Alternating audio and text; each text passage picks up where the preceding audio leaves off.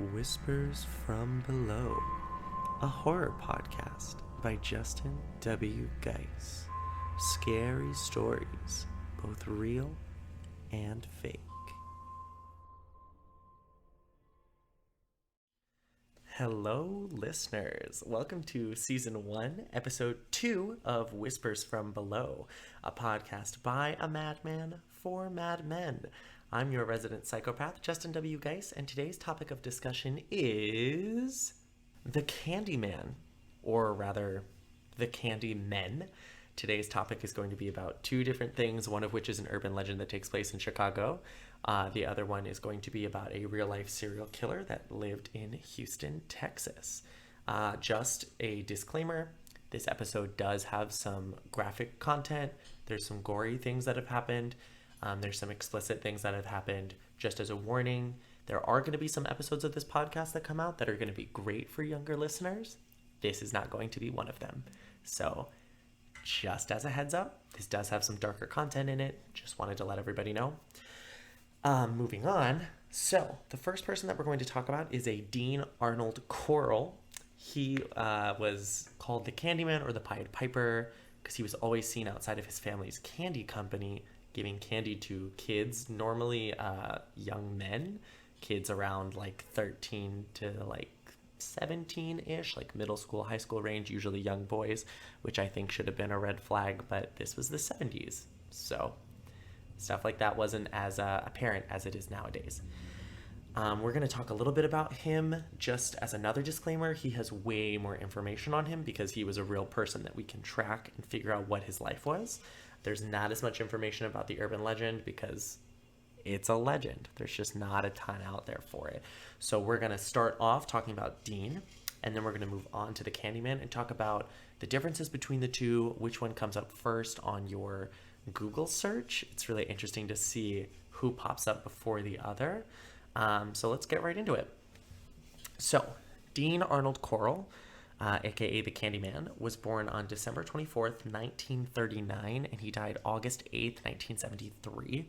He abducted, raped, and murdered about 28 confirmed boys in Houston, Texas, meaning we know of 28 murders that he committed. Now, what's interesting about Corll is that he did not actually bring most of his victims in. He was aided by two teenage boys, David Owen Brooks and Elmer Wayne Henley, that would bring boys to him that he would then rape, torture, sometimes keep alive for days, and then they would help him dispose of the bodies. Now you're probably thinking to yourself, how could he get two teenage boys to help him with this? Like, this is clearly awful, and in school we are obviously taught that these things are unacceptable and we shouldn't be a part of them. But I'll get into that a little bit later. He's a very persuasive man. So these are also known as the Houston mass murders, and the only reason that we know of the 28 boys is because his two accomplices led us to the bodies. So we don't know if there were boys prior to this that we just don't know about because he didn't have accomplices to lead us to the bodies. So who knows how many people he's killed? We know for sure it was 28. It could be more. Who knows? Which is really crazy to think about. Also, if he hadn't had the two accomplices, he might still be going today because Elmer Wayne Henley, spoiler alert, was the person that killed him. So he might still be murdering people, and they would have no idea where all these boys were going missing from. So, going all the way back, he and his family owned a candy factory in Houston Heights. He got drafted into the U.S. military. He was only in there for about 10 months from August of 1964 to June of 65. He really wasn't in the military for very long, and he left due to his family needing help in the candy company. He had a pretty normal childhood, which is very unusual, especially with a lot of serial killers. They usually have some pretty traumatic things happen in their childhood. The only crazy thing that happened was he dealt with moving a lot as a kid. His mom got divorced twice. And even when he was going to school and stuff, he was still working at the family candy factory, which I just think is like a bit much. But again, 60s, 70s, you got to help out with the family business. So in 1967, Corll befriended a 12-year-old boy, 12-year-old at the time, David Owen Brooks. And Brooks just loved him so much. He was this really sweet man that would stand outside the candy company. He would give all the kids candy. He used to take the boys on these big retreats where they would go to the beach. He created this really strong relationship with a lot of these young men, which is great, but now looking back on it is just so suspect and should have been something that we were all a little bit worried about when he was just handing free candy out to little boys. But again, 70s, so who knows? So he used to take them to the beach. He regularly socialized with all of them, and Brooks would later even refer to him, even after death, as a father figure. I mean, Corll was the only person that would not comment on how Brooks appeared. I mean, he was a nerdy looking kid. He wore glasses. He got bullied a lot for how he looked, you know. Corll was one of the only adult men that did not criticize how he looked, which as a child makes you very impressionable. I mean, that really changes how you view someone. So they became really great friends, and then Corll started to urge this sexual relationship between the two when he got a little bit older. He would start to pay Brooks, buy him gifts and things just so that he could perform fellatio on the boy, which is just like a lot to take in, that this boy was basically getting all these free gifts and money so that he could suck him off. Like, it's just not a really great scenario for either. Brooks would also recount that Corll was one of his closest friends even after he was young enough to kind of realize that that wasn't okay. Corll's became this lovely figure for him. Brooks ended up moving away and dropping out of school, and whenever he would come to visit, he would always stay with Corll. Corll was a household for him. Corll gave him gifts and money, and he was not a rich kid. So these are all things that, like, are, again, it really changes an impressionable child's view of someone. It makes him think that he's this amazing man. Corll's family candy business ended up closing down around the same time that Brooks dropped out of high school. And Corll's mother and half-sister, Joyce, moved to Colorado, and they never saw Corll again. Despite talking to him on the phone a bunch, they never came back to visit Texas. They were gone for good.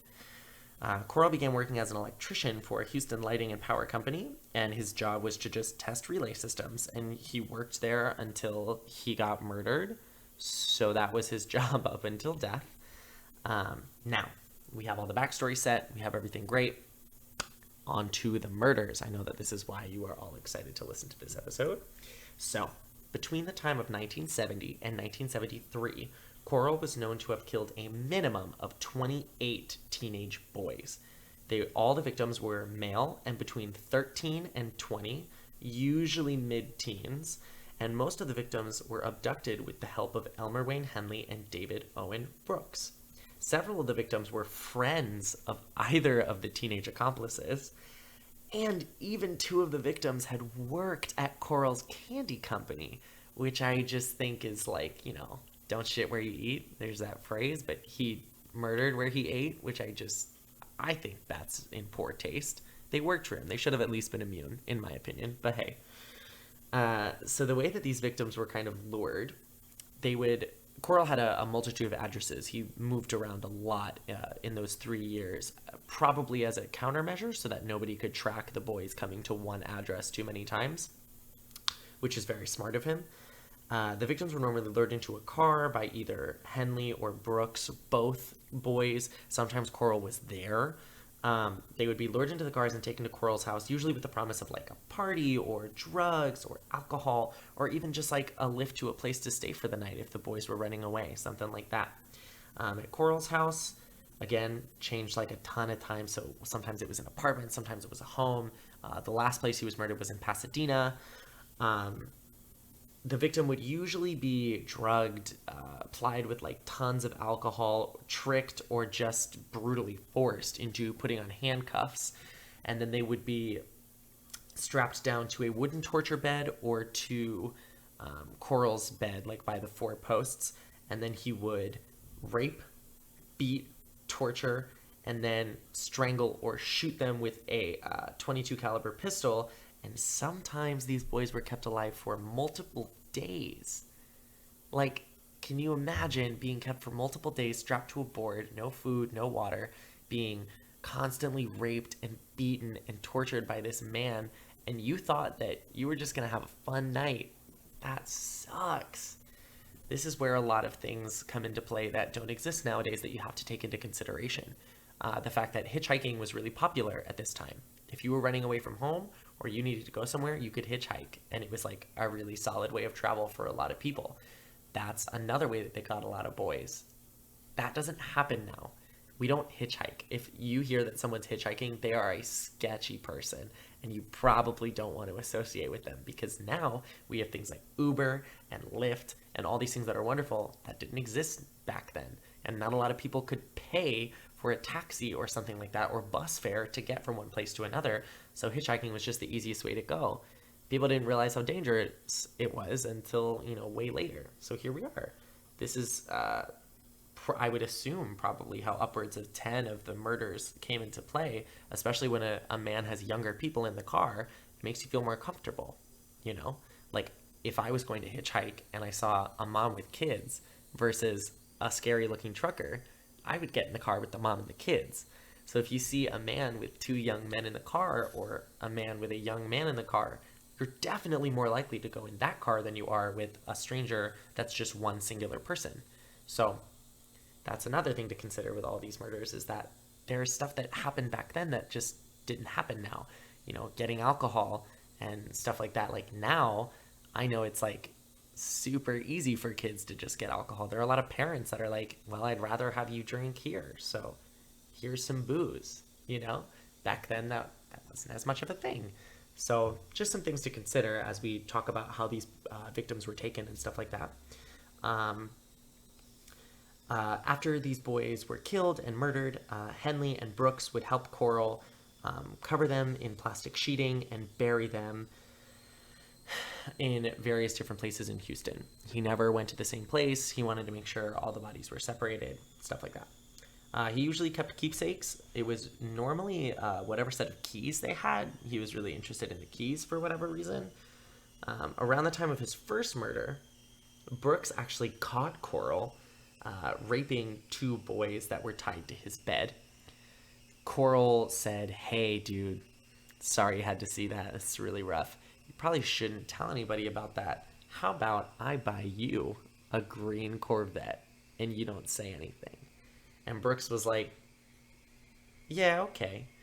Now, again, this sounds suspect. I'm not saying Brooks is a great person, so keep that in mind as well. I'm not saying that either of these boys are completely innocent, but he definitely did not sell him out so that he could have a Corvette. Once he got the Corvette and everything was good, a couple weeks passed, and Corll actually opened up to Brooks and said, "Hey, so I know that I said I just raped them, but actually I killed both of them.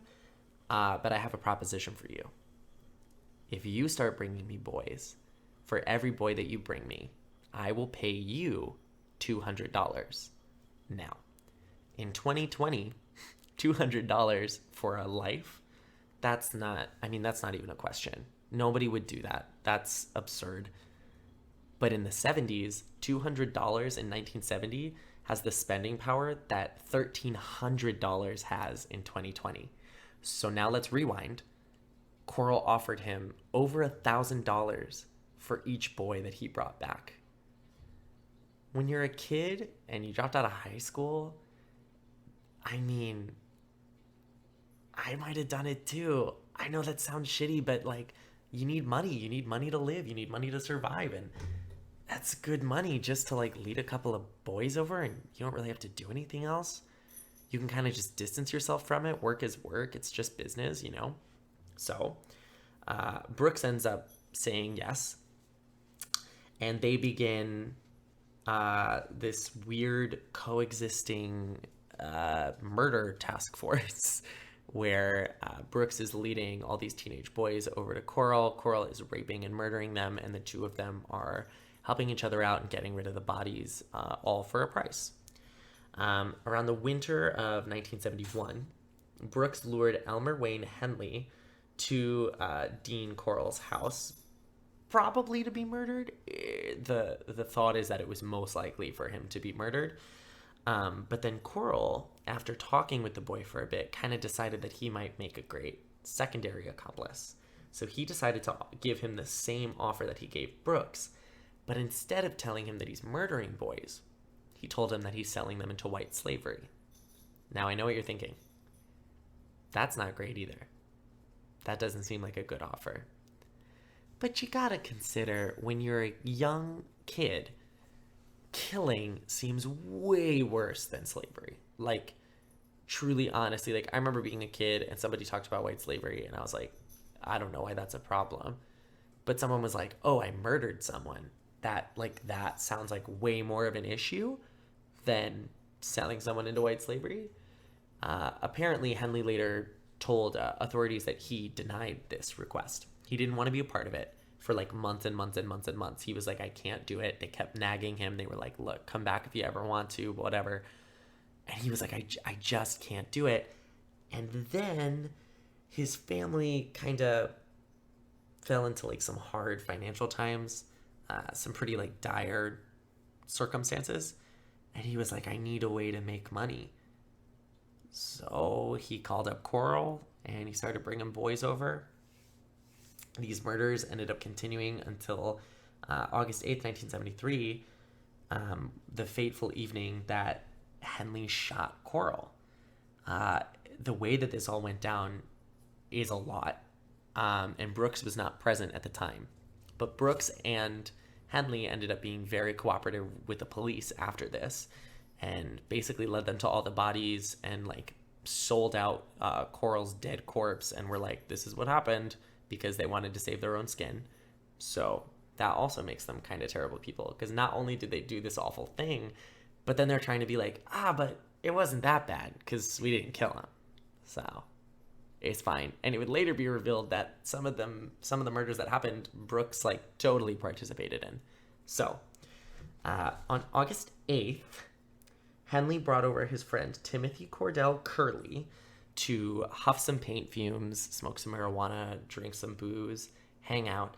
And then he ended up bringing over his friend Rhonda Louise Williams, who had a really abusive father that she was living with, who had just beaten her up that night, and she was like, I can't go back. And Henley, trying to be a really great friend, was like, well, why don't you come stay with me and Curley at Corll's house? It's going to be great. I promise it's going to be fine. You'll be safe. So Henley he offered for her to stay, but it was more of a like, you're coming with me and you're staying with me because we will not allow you to go back home. So she kind of said, all right, I guess that's fine. But when they get to Corll's house in Pasadena, Corll is pissed, furious. He says, you're ruining everything. You brought a girl here. How dare you? This is unacceptable. And he kind of like loses his mind for a bit. And Henley is very scared. He explains the situation, I'm so sorry. Like, she just got beaten up by her father. I had to bring her here. Like, I couldn't let her go back in. I'm so sorry. Is there anything I can do? Like, I didn't mean it, blah, blah, blah. Corll's like, he kind of calms down a bit. He says, okay, I understand. Everything's fine. Do what you guys want. I have some marijuana. I got some booze. Have some fun. We'll deal with this tomorrow. So the three kids, being teenagers, are like, everything's fine, because they don't think anything bad can happen to them at that age because they're immune to everything. We all remember being that age. I'm not too old myself, but I remember being like 15, 16, and I was like, I'm immune. Nothing can hurt me. Oh, that thing that happened, that's not going to happen to me. Everything's fine. Well, they all end up smoking, drinking, doing whatever until they all pass out. Whereupon Henley awakes to Curley completely naked, handcuffed behind his back. Williams is handcuffed on the bed. And Corll is binding and gagging them both along with Henley. So plot twist, Corll has now turned on one of his accomplices. Corll takes out the gag and he says, you fucked me over. You ruined this. You ruined everything by bringing a girl here. How dare you? Like, this was a sacred thing that we were doing, and blah, blah, blah. Henley's like, look, I'll help you kill him if you let me go, because I want to live. And Corll says, Yeah, okay, that sounds great. So he takes off everything, all the manacles, the gag, the whole 9 yards. And he says, I want you to rip off William's clothes. And he tosses a knife to him, to Henley. And he says, cut off William's clothes. And I want you to rape her while I rape Curly. Which, like, number one, you're putting a lot of trust into someone that just brought over two people that weren't intended to be murdered. So, like, let's already just, like, rewind. Corll has made some mistakes, obviously, but I think this is a really big one. And then he starts to strip down, starts to get ready to just beat the shit out of that poor teenage boy. So he starts whooping on him. He starts beating him up, torturing him, all this stuff. Curly is, like, screaming and crying, and Williams just looks up at Henley, and supposedly her famous words were, are you serious? Are you going to let this happen? And he said, this is real. And William said, are you going to do anything about it? So Henley picked up a gun, pointed it at Corll, and he said, look, this has gone too far. You are not about to kill all of my friends. Because remember, keep in mind that some of the boys that Henley had been bringing over had been his friends. They were people that he knew. And at this point, he did end up finding out that Corll had been murdering them versus just selling them into white slavery. But he's still committed to being an accomplice because he couldn't afford not to. He needed the money. So Corll just starts to look at him and says, like, you're not going to do it. Like, kill me. Fucking kill me. You're not going to do it. You're not going to do it. And so Henley, shot him in the head, but it didn't go all the way through his skull. So he starts stumbling at him. I think he ended up shooting him like 6 or 7 times with this pistol. Just like as Corll is stumbling around. And if you go on Google and you look up Dean Corll, one of the first pictures that you'll see is the picture of him dead in his hallway. So we never even got to interview him or find out anything about the murders. Everything that we knew that happened was from Henley and Brooks. So then the kids are sitting around and they're like, let's put on some clothes. So they all get dressed again. They sit down. Henley says, we just need to leave. We just need to leave this as it is. And his friends say, nah, dude, you got to call the police. So finally he agrees and he calls the police. They come over, they see the body. Their stories are checked. Everything's fine. And then he comes clean about all of this stuff that's been going on behind the scenes with Dean Corll. And that is how the infamous Candyman was shot by his own teenage accomplice, which I just think is a crazy story. And I remember hearing about him when I was living in Houston. I lived in Houston for about 3 years. I trained with Houston Ballet Academy. And I remember hearing the name Candyman and the mass murders, but there was no context. I didn't have any context ever. And I was so busy with school and dancing all the time that like I didn't have time to do as much research as I wanted to. So that's the story of, Dean Arnold Corll and the awful, terrible things that he did while he was alive. And we don't know, maybe before he got Brooks in on the deal, he might have killed people before that. There might have been so many dead teenage boys that we literally don't even know about, and we will never find out because he was shot. We have no idea what happened prior to Brooks and Henley joining the crew, which it's one of those questions like, is it just 28? Is there more? Was he a serial rapist before he was a serial killer? A lot of times that's a progression that happens. So who were these boys that he raped before he decided to kill them? Like, there's all sorts of things that come up into play, especially since he had a relatively normal childhood. There's not much there that gives us information. He's kind of this weird enigma of a serial killer. Fascinating stuff. That's the summarized version. If you want to do more research on him, again, the name is Dean Arnold Corll, Corll.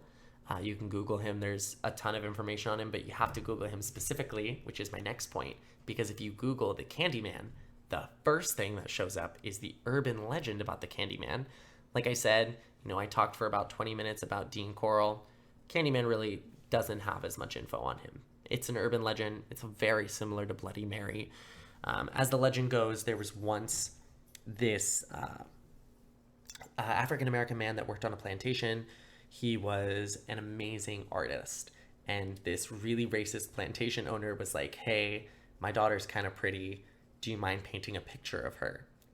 As he's doing this painting for him, he falls in love with the daughter. The daughter falls in love with him.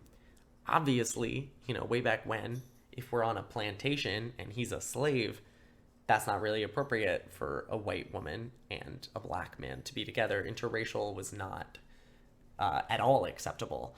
So once the plantation owner finds out about this, he gets outraged. He gets a mob together and they start chasing this poor man all around. Finally, he gets so tired, he just stops at this old farm. He's like this old barnyard, and he's like, I can't go on anymore. The mob chops off his right hand with a rusty saw, which is where he gets his lovely hook. And then they cover him in honey and throw him in a beehive. Now, I want you to really think about that kind of death. Because you don't die from the stings unless you're allergic. What you die from is the moments after, where your injuries cannot be healed and you're laying there unable to move, waiting and hoping that somebody is going to show up and save you, and nobody does. I mean, this man died. Now, is this a real story? Probably not. 99% sure it's not. But also part of the legend is that if you say that it's not real, he comes and gets you, and I don't feel like taking my chances with that. So for our purposes today, and so that I can stay alive, and my listeners can stay alive, let's just say it was a real thing that happened. Supposedly this man's name was Daniel. It all took place in New Orleans. He decided that he was going to haunt everyone forever. In his vengeance, he was just going to say, if you don't believe in the Candyman, you will now. Now, cut to today. How the legend goes is that if you stand in front of a mirror and you say Candyman 5 times, not once, not twice, not 3 times, not 4 times, but 5 times, the Candyman will appear behind you with his hook hand covered in bees, and he will gut you from your groin to your throat. Not really a fun experience, I don't think. Do I want to test this? No. Do I think it's real? I try not to fuck around with stuff that's very supernatural. I'm a very firm believer in, even if you don't think it's real, things have energy, and that energy will follow you.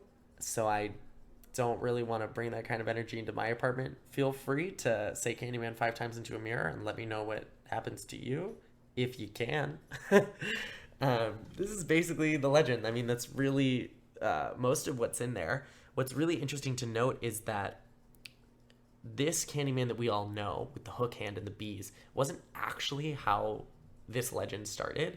He was actually first seen in Clive Barker's 1985 short story, The Forbidden. And he was described as being jaundice and pale and smelled of candy floss or cotton candy. That's why he got his name Candyman.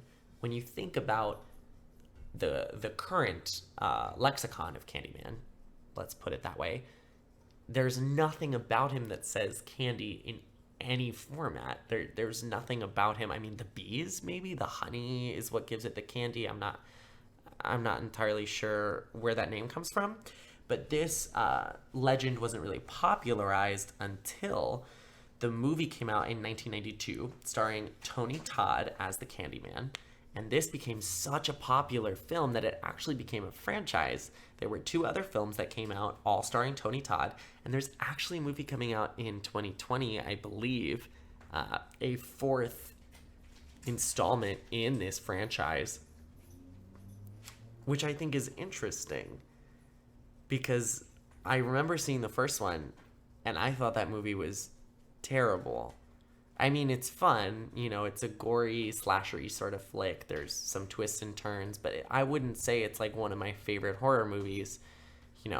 It's not up there with Nightmare on Elm Street. It's not even up there with even some of my favorite movies that are really terrible, like The Basement. It's not up there. It doesn't have the same quality. but people loved it. They ate it up. So now we're going to have a fourth movie, probably in 2020. And supposedly Tony Todd has said that he will reprise his role as the Candyman in this film. So that's pretty much all I have on the legend. So now we're just going to take a minute and talk about the differences between the two, and the fact that, number one is a white man and one is a black man. It's a pretty large difference, I would say, in the sense of two different stories being from two different time periods, two different eras, two different sets of horror. I mean, to me, personally, I do think that Dean Corll should be one of the first things that comes up if you Google Candyman. He was a real person, and he murdered 28 boys. That is so gross, and it's so wild, and I refuse to call anyone like that a monster, because I think monster is a term that should not be used with people.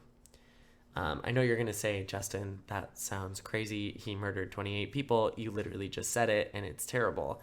I don't think anyone's a monster. I think he had some problems that he needed to work through, and he didn't. I think he has some stuff that was wrong with him, but that does not make anyone a monster. We all have stuff that's wrong with us. So I'm not going to consider him a monster. I will consider Urban Legend Candyman a monster, because he literally guts people just by saying his name. And supposedly, in some versions of the story, just by doubting his existence, he can show up and kill you. That's horrifying. Can you imagine? Just like you're a kid, you're talking to your friend's like, yo, please go in there and say Candyman 5 times, and he's going to show up. And you're like, no, he's not. He's not even real. I'm not even going to deign this with a plausible response because you're crazy. And then that night you get killed. Just because you were like, you're not real. That would suck. That'd be terrible. Like, that would be a worse way to go than knowing what killed you. Like, you'd be like, oh no, you were real. Shit. Anyway, so, differences between the two. One of them was an African-American slave that then came back for vengeance as a specter. One of them was a real person with accomplices. Candyman works on his own. Dean Corll worked with multiple people. We don't know if before Brooks there might have been a boy that helped him. We're not sure if that was a theme, a trend that he had, if that was something that developed.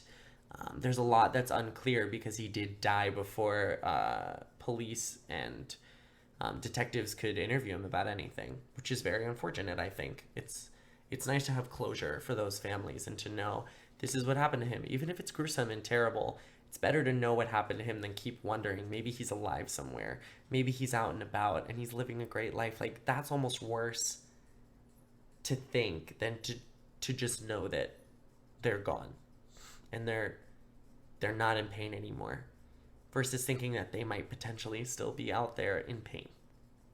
Personally, I think that's a better thing. So similarities between the two. I know you think, how could there be similarities between the two? Both of them kill people. Very simple. Now, while one has records of people being murdered, one of them kind of has like stories of people being murdered. Regardless, people are being murdered in some really brutal ways. They're both really narcissistic. One thing that's very interesting about the Candyman legend as it developed with the films, especially being played by Tony Todd, he played Candyman very like arrogant and narcissistic. Like, of course, it's me. How could you doubt my existence? How would you doubt that I was here? And Dean Corll was a similar person. He thought he was really great. He thought that he was some hot shit. He thought he was the best of the best, the best. And look where that got him. Dead in his hallway naked. So maybe not the best ending. Maybe he's probably taking some stock in the afterlife right now. Just really taking stock of, well, I guess I wasn't hot shit. But he was also a very arrogant person. He was super confident, really narcissistic, all about himself. I mean, he literally just freaked out because Henley brought a girl to his house. That snapped him. I mean, that should say a lot about someone's personality. But overall, they're so different. Both of these people are just so different. I mean, for one thing, One of them has accounts saying that it's a real person. He did some real things. One of them is a potentially real, so that I can save my own skin account. And we don't really know. Nobody knows. It could be real. Look, I'm not saying it's not. Mostly because I don't want to die. But also because I think it's important that we keep our minds open to things like that could happen in the afterlife. I grew up in, like, what I would say, not a haunted house. I was in a very spectrally active establishment as a child. We grew up, I grew up in a log cabin in the woods in Pennsylvania, and supposedly we were right over a portal. And so I remember feeling all these presences everywhere. I remember seeing people that didn't belong in our house, and I remember all of that. I remember going to Gettysburg and feeling claustrophobic because there were so many people and we were the only people on the street. Like, I remember that. So I think that it's important that we keep our minds open to things in the afterlife. Now, do I think that he's summoned by saying his name 5 times? Probably not. I mean, if he's going to kill you, he's probably already got you scoped out. You did something most likely of a racist background, and that's why he's gutting you, I would assume, since that's the sort of vengeance he's seeking. But just 2 super different stories that are both, well, actually, I wouldn't say both are popular. I would say Candyman is very popular. I mean, it has 3, possibly 4 films now. People love it. People talk about it all the time. And this real person that did real crimes and terrible, awful things is not even on the initial Google search. You have to look up the Candyman serial killer, or you have to look up the Candyman Dean, or the Candyman Corll. You can't just Google the Candyman, because what comes up is this legend. That is so fascinating to me, because why, as a society, are we pitting this real person that people should be educated about and know that you need to be careful? I mean, do you need to read about how he murdered and raped all these boys? No, you don't need to read that. As someone like me who has this weird fascination with stuff like that, it's not that I enjoy reading it, but I like learning about it. But just knowing that there are men out there that will hurt you. There are people out there, regardless of your age, that can hurt you, and you need to be careful. That seems way more important to me for people to be Googling and educating themselves about than an urban legend about some dude with a hook hand that may or may not exist. It's fascinating to me that we as a society spend so much of our time invested in these stories that aren't real, or potentially not real. If Candyman is listening, you are probably really real, and I'm so sorry that I said that out loud. I didn't really mean it. Please don't kill me. Whereas this other person, he murdered 28 boys. And I lived in Houston as a boy in that age range. I lived there from about 14 to 17. I mean, granted, that was, not in the 70s. I'm much younger than that. But just to know that that happened there, and it might happen again. Who knows? Like, these are things that we should be educating people about, and kids should, not kids, but teens should be able to Google Candyman and see a real life account of something that happened and learn about it and say, oh, this is scary. I need to be more careful. Or this is really scary. I'm glad I'm a woman, stuff like that, versus this urban legend that has, no real accounts of it ever happening. It's like a weird party game for people. And I honestly think that a lot of it has to do with the fact that as people, we don't want to hear about the scary things that happen in real life. We don't want that. We want to hear about the scary things that happen that are fake, because we know that it's not going to hurt us, potentially. We know that it's something that can't jump out at us. Because serial killers look normal. I know you want them to look fucking weird and wild and crazy, but they don't. They look very normal. I've said this time and time again. I tell it to my boyfriend all the time, much to his distaste. But if Dahmer was alive now, I'm sure I'd be victim number 9. I think he is such an attractive looking guy. And same with Ted Bundy. I think Bundy's a very attractive looking man. They both look so normal and so fine. The only reason that we see them and get a little jittered out now is because we know what they've done. But if you saw that person on the street, you would have no idea. I mean, Dean owned a candy company. Like, that is not the guy that you would think was raping and murdering boys, you know? Like, it's better to educate yourself about that kind of thing than about legends that aren't really true. And trust me, I'm the person, hands down, that loves listening to podcasts and researching stuff about urban legends like Slenderman and SmileDog.jpg and The Rake and like all this stuff. Like, that stuff is fascinating and it's really great. But what's more interesting to me is these real life accounts of this really happened. Let's get educated. Let's next time you see a strange old man standing outside a candy store giving young boys free candy, I wouldn't say question him directly, but maybe let someone know. You could be saving a life. He could also just be a very nice man, in which case that'll get cleared up really quickly because he'll learn that he can't just give candy to little boys for free. That really doesn't reflect well on a lot of people. That is pretty much all I have to talk about today. Again, I just want to reiterate, I think it's really important to educate yourselves about these things. Sorry for the explicit content. I know I did a warning in the beginning, but a lot of topics like rape and murder can be very triggering for some people, and my heart goes out to the families of these victims and anyone else who has experienced this directly in their life. I fortunately haven't really experienced this, and knock on wood, but I hope that this is something that I get to stay away from and I can remain a third party to this sort of thing. But my heart really goes out to all these people. Let me know what you guys thought about this episode.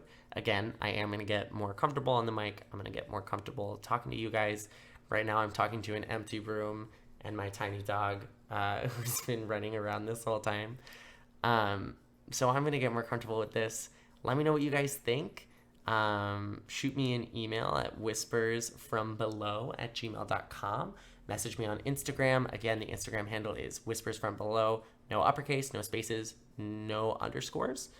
There's not a ton of content on there right now. We're gonna get some content on there. I 100% promise we're gonna get stuff up and running. It just takes a little bit of time. This podcast is going to be running every Monday at 8 a.m. Eastern Time. Please go check it out. Tell all your friends if they like this sort of thing. And again, not every episode is going to be quite as dark as this. Some episodes are going to be a little bit brighter. They're going to be a little bit more fanciful, not as realistic, not as gritty. So just keep that in mind. If this episode wasn't for you, stay tuned because an episode in the future might be for you. A very topic-based podcast. So who knows what's going to come in the future. This was just something that I really wanted to talk about. I think it's so fascinating that they can have the same name and they're two such completely different stories. So just let me know what you guys think. Let me know if you guys want anything in the future, any ideas for topics. I'm a really big horror movie fanatic. I had a friend earlier that was like, oh, you should do an episode on like Cabin in the Woods. So if there's any franchises or any films that you really want me to talk about, get into, talk about the development of them, who directed them, how we got there, stuff like that, I'm totally down to do that sort of thing. And if you're a really big fan of Candyman, if you really want me to, I could probably do an episode about the 4 movies of Candyman.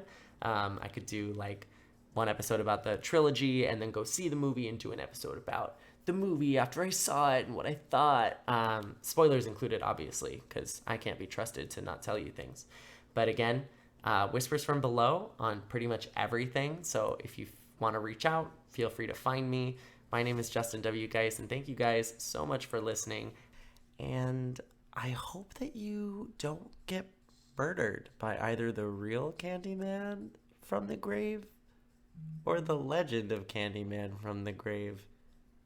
Either way, stay safe and good luck out there.